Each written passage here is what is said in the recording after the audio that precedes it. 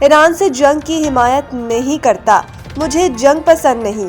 امریکی صدر Donald Trump نے کہا کہ ایران کو ویسے مسائل کا سامنا کرنا پڑے گا جس کا کوئی تصور نہیں کر سکتا۔ ہم نے ایران کی فوجی طاقت کو تباہ کر دیا، ایران کے 159 جہاز سمندر میں غرق کر دیے۔ صدر ٹرمپ نے کہا کہ ایران کو جوہری ہتھیار حاصل کرنے کی اجازت نہیں دیں گے۔ جنگ ختم ہونے کے بعد تیل کی قیمتیں نیچے آئیں گی۔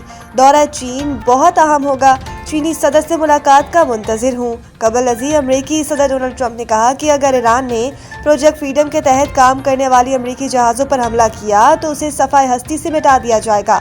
امریکی ٹی وی سے گفتگو کرتے ہوئے ڈونلڈ ٹرمپ کا کہنا تھا کہ ان کے خیال میں ایران امن مذاکرات میں کافی حد تک لچکدار ہو گیا ہے۔ خطے میں امریکی فوجی تیاریوں میں مسلسل اضافہ کیا جا رہا ہے۔